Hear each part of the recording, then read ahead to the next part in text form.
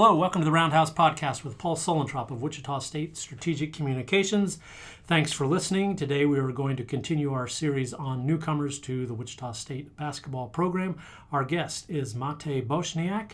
Matej will give us a proper pronunciation for his name here as soon as we can. I know that's important.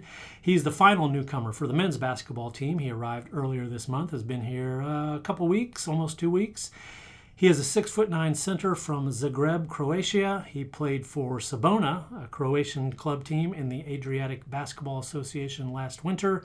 So Matej, pronounce your name for us so we can all get off on the right foot. People see you out on campus and they'll at least have a chance. Okay, so the real pronunciation is Matej Bosnak, but I know that for the English speakers it's pretty tough. So anything close to that, I'm gonna take it. Okay, well, we'll do the best we can. How about the other words? Zagreb, Croatia. Did I get those correct? Zagreb, Croatia, but yeah, pretty close. Okay, all right. Describe your home country for fans who maybe aren't familiar. What are the top things people should know about Croatia? I mean, Croatia is like it's a country on the Adriatic coast. We're a pretty small country. We have around 4 million people, but we have a lot of talent for sports as a country in global. We if you look at the money that is being invested in sports and the product of our sports, we are, I would say, an unbelievable country. But it has a pretty nice coast. Zagreb, the town where I'm from, that's the capital city. It's pretty beautiful. So I would recommend everybody to come check out Croatia. A lot of great basketball players from Croatia. We'll get to that later. What's your favorite Croatian food? My favorite Croatian food. It's something called teletina ispod peke. That's the Croatian pronunciation, but basically it's veal, prepared in a certain type of Croatian way. Did you prepare for American food, or how's that transition going to be? I've heard a lot about the American culture, so I was trying to prepare for a couple of months, but it's always something new when you get over here, when it's the real deal. So I'm adapting, but I can thank our director of recruiting, Ognjen, or OG as we call him. He has been pretty helpful to me with the American culture. Favorite Croatian basketball player? Favorite Croatian basketball player? Oh my God. I'm not gonna say the legends like Drazen Petrovic or Toni Kukoc because I haven't seen those guys play. But my favorite one that I did see play is Bojan Bogdanovic. Okay, is now with the Hawks? Knicks. The Knicks. Yes. Who's your favorite NBA player? Ooh, that's a tough question. My favorite NBA player. Historically, Kobe Bryant is like my idol. My biggest idol, but currently I would say that's a really tough question for me, but Anthony Davis. Anthony Davis. Okay, what do you like about Anthony Davis's game? I mean, it's because he's a beast both defensively and offensively. He's a really talented big man. Sometimes he looks like a guard, in a big man's body. So that's something I really like about him. So sports in Croatia, soccer is big, basketball is big. Tell us what's the atmosphere for sports in your country? So I mean, soccer. Yes, soccer is by far the biggest sport in Croatia. It's like when the Croatian national team in soccer plays, it's basically like a holiday, in Croatia. Basketball was for many years close second, but over the last couple of years, other sports have caught up. I don't know, water polo, handball. Those are sports that we had a lot of success in. So I'm hoping that basketball will get where it was, I don't know, 20, 30 years ago. Did you play soccer growing up?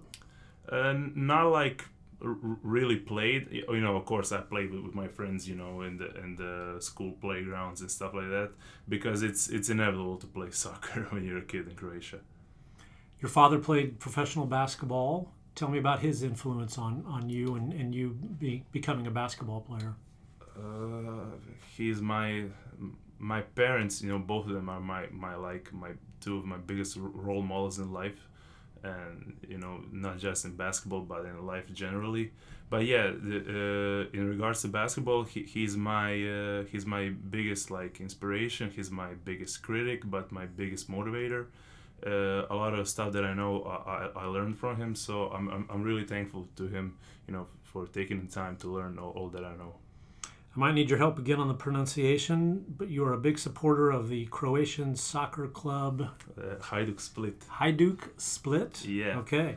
Tell us a little bit about that and describe the Eternal Derby, which I guess is that's the big rivalry. Yeah, the bigger, it's a little bit strange because Hajduk's biggest rival is from Zagreb. So I grew up in Zagreb, but I'm the fan of the rival club. It's because my parents are from the coast, and Split is on the Adriatic coast, and so I was brought up in that culture, from my grandfather to my dad.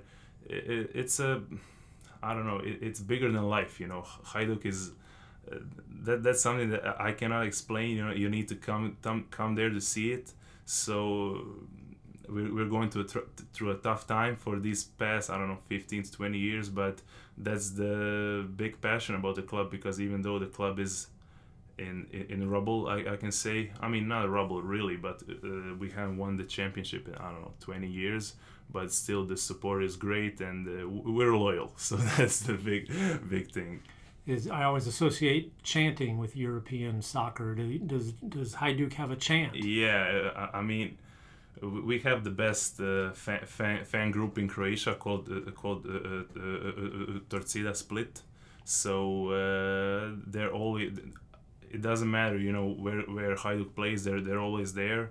So that's the part about Hajduk. Will you be able to watch them play here in the United States? I hope so. It's a 7-hour time difference, so it's a lot, but. I don't know.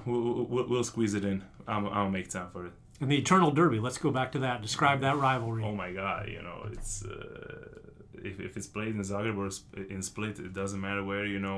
It's police escorts everywhere. The streets are shut off.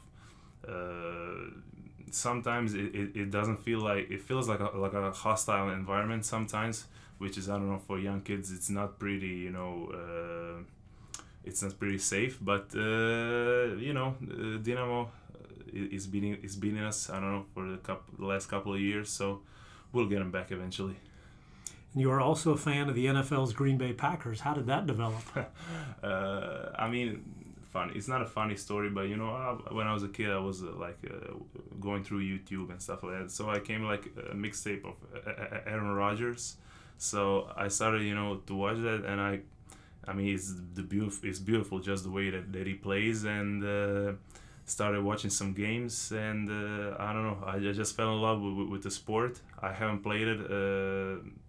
I mean, I didn't play at all. I don't even know how to throw a football, but I watch like every game that I can, and I love the Packers, even though the Rodgers is not even on the Packers anymore, but I still got love for them. Okay, I'm sensing loyalty here then. You're sticking with the soccer club. You're sticking with the Packers even without Aaron Rodgers. Yeah.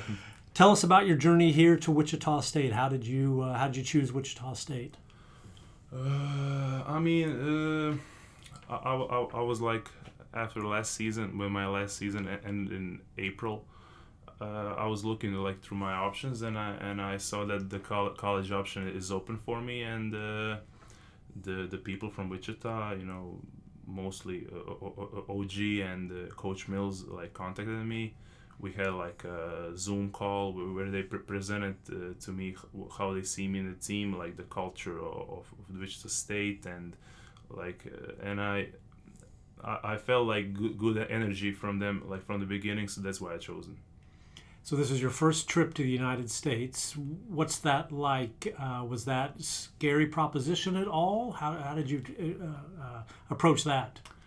I mean, it kind of was, because this is my first time leaving home, and for first time leaving home, I don't know how many 1,000 miles difference is pretty big difference. But I was talking with my parents, my girlfriend, and we came to the conclusion that this is the best, development plan for me in my career, and that I can finish up my degree that I started in Zagreb, because education is important to me. So it was a no-brainer, really. So we know you follow the NBA, you follow the NFL. Have you watched much college basketball over the years? I was more watching it before. I mean, first time that I've heard of Wichita State is when the team, I think 2013, went to the Final Four. I'm not sure. That's the first time. I watched some of it. I want to say that I was watching like all the games, but I know like mostly the game of the college basketball. Right. All right. Well, you knew the Final Four in 2013. That's you were paying attention, definitely. Describe your game on the court. What do you want Shocker fans to know about how you play? My game, I would say that I can do a little bit of everything. I can shoot it from the outside. I can go to work, inside on the low block. I think that I'm tough. I think we'll see, the fans will decide that when we start. But all I can say to the fans is that I will give everything that I have on the court all the time, and I wish for most of the fans to come to the games this year. We always hear that European basketball players are more skilled, that their fundamentals are better, shooting, footwork, passing, those kind of things. Tell us a little about how you learned the game. What was your practice routine? How did you go about becoming a basketball player in Croatia? I mean, learning the game of basketball in Croatia is basically until you are, I don't know, 13, 14. Everybody's doing everything. It doesn't matter if you're tall, you're short, or I don't know what, but everybody's doing the same, dribbling, shooting. So then you see who can do what. But I can say that the principles of the workouts and everything is pretty different. Players over here are much more, athletic, fast. They can jump higher and everything. But that's the part that I'm going to need to adapt over here, and I'm pretty certain that I can do that. If you weren't playing basketball, what sport might you be playing? What sport? Ooh, I don't know. I mean, I would say soccer, but I'm too tall for soccer. So I would say volleyball. I would say volleyball. Yeah. Okay. When did basketball become your favorite sport? When my dad brought me to my first game when I was like 7 or 8, I'm not sure, somewhere around that time. So you will wear number 17 for the Shockers. Tell us the story behind that number. So number 34 is my favorite number, so that's the number that I wanted to wear. But when I saw that it was retired because of Xavier McDaniel, I had no chance over it because he's a legend. But it's because my sister who plays volleyball professionally in Croatia, she wears number 17. So it was pretty easy, divide 34 by 2, it's 17, she wears 17, so it was a pretty easy, decision. We mentioned your mom and your dad and now your sister. Give us their names. So my father's name is Mario, my mother's name is Katarina, and my sister's name is Tonka. Okay.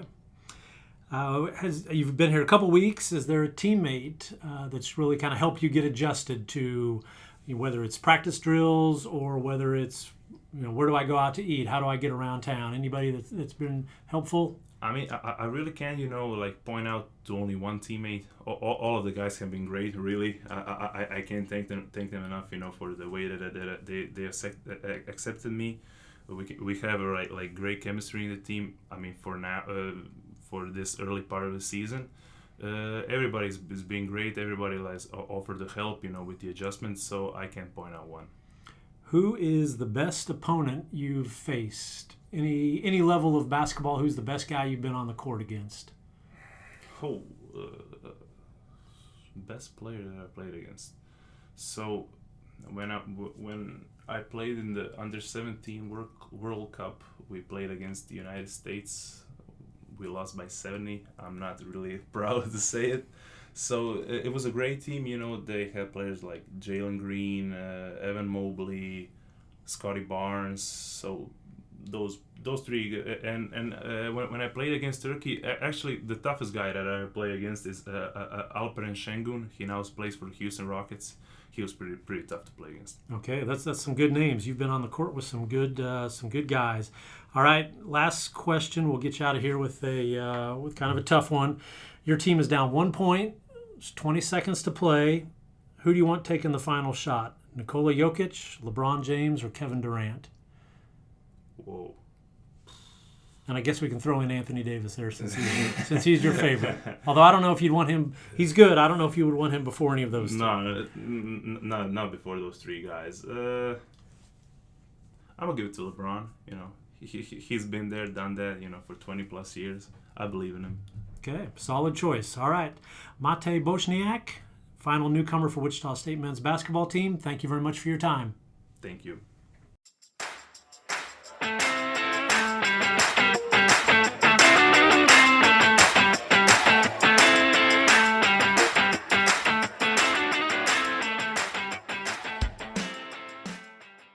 Great insight as always. Thanks for listening to the Roundhouse podcast, courtesy of Wichita State University Strategic Communications.